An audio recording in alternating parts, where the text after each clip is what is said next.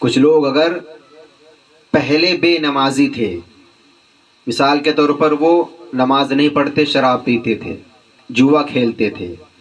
اخیر وقت میں، بڑھاپے کے وقت میں اگر اللہ تبارک و تعالیٰ نے اسے توفیق عبادت دے دی، نماز پڑھنے کی توفیق دے دی، اور وہ بندہ، وہ شخص اپنی پچھلے گناہوں کو بھول کر رب کی بارگاہ میں توبہ کر لیتا ہے، اسے ان گناہوں سے نفرت پیدا ہو جاتی ہے اور وہ نیک کام کرنے کی طرف چل پڑتا ہے، تو کچھ لعن طعن کرنے والے، کچھ انسان انہیں تانا مارتے ہیں کہ یہ دیکھو نمازی بن گیا، 2-4 دن پڑھنے کے آیا نمازی بن گیا، یہ دیکھو ذرا پہلے شراب پیتا تھا اور جمعہ 8 دن نہیں ہوا بڑا نمازی بن گیا۔ یہ آپ کو حق کسی نے نہیں دیا ہے کہ آپ کسی انسان کے شان میں، کسی انسان کو، کسی بھی گنہگار کو آپ اس سے نفرت کریں، اس کے لیے آپ کے دل میں بغض ہو، عداوت ہو، حسد ہو، ایسا ہرگز نہیں۔ ہمیں نفرت اگر کرنی ہے، اگر ہمیں چڑ پیدا کرنی ہے تو اس فعل سے کرنا ہے، نفرت اس چیز سے کرنی ہے جو انسان کو تباہی و بربادی کی طرف لے کر جاتی ہے۔ وہ شے، وہ فعل کون سا ہے؟ اگر کوئی انسان نماز سے پہلے شراب پیتا تھا اور اب نماز پڑھنے کو آیا، کوئی انسان نماز پڑھنے سے پہلے جوا کھیلتا تھا اور اب وہ جو ہے جوا بازی چھوڑ کر مسجد پکڑ لیا ہے،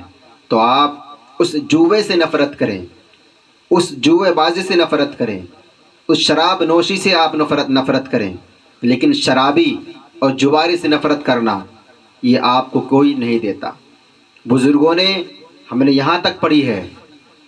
کہ حضرت جنید بغدادی رضی اللہ تعالی عنہ سفر کر رہے تھے اپنے پیر کے ساتھ، اور آپ کے پیر کامل حضرت سر سختی رضی اللہ تعالی عنہ ہیں۔ جب آپ اپنے پیر کے ساتھ سفر کر رہے تھے تو راستے میں ایک ہجوم آپ نے دیکھا کہ لوگ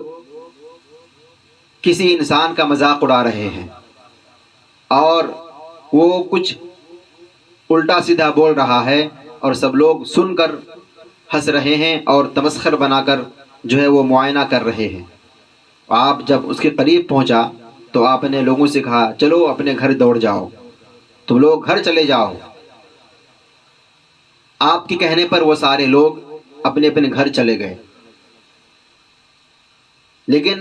آپ فرماتے ہیں کہ میرے مرشد کامل نے اس شخص کو دیکھا جو شراب کے نشے میں دھت تھا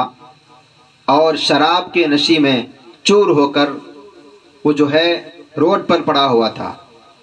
آپ نے اس شرابی کو اٹھایا، آپ کے پیر و مرشد نے اس شرابی کو اٹھایا اور صاف پانی لے کر اس شرابی کے منہ کو دھویا اور دعا فرمائی، پروردگار جہاں تک مجھ سے ہو سکتا تھا میں نے کر دیا ہے، اب آگے دل دھونا، اندرون حصہ پاک کرنا پروردگار تیرا کام ہے۔ یہ کہہ کر آپ اپنے سفر پر چلے گئے۔ شام کو جب لوٹا تو دیکھ رہے ہیں کہ وہ شخص جو کل تمسخر بنا ہوا تھا، لوگوں کے ہنسنے کا ذریعہ بنا ہوا تھا، جس کا لوگ مذاق اڑا رہے تھے، جن کی باتوں کو سن کر ٹھٹھے مار کر ہنس رہے تھے، جن کا میں نے منہ دھویا ہے، دیکھ رہے ہیں کہ وہ شخص مجھ سے پہلے تہجد کی نماز پڑھنے کے لیے مسجد آ گیا ہے۔ جب آپ نے یہ دیکھا تو فوراً اللہ تبارک و تعالیٰ کا شکر ادا کیا اور اس شخص سے پوچھا بھائی تم یہاں کیسے؟ انہوں نے فرمایا حضرت آپ نے منہ دھویا، رب تبارک و تعالیٰ نے دل دھو دیا اور میں جو ہے ان تمام گناہوں سے دور ہو کر، گناہوں سے شرمندہ ہو کر رب کی بارگاہ میں نے توبہ کر لی ہے اور اب اللہ تبارک و تعالیٰ کے بارگاہ میں آ گیا ہوں۔ لہٰذا ہمیں گناہوں سے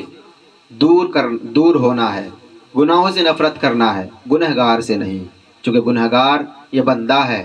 اور اس کا خالق اللہ تبارک و تعالیٰ ہے، اس کا پالنے والا رب تبارک و تعالیٰ ہے، وہ چاہے تو اس گنہگار کو ولی بنا دے، لہٰذا تم کسی گنہگار سے دیکھ کر مت چڑھو۔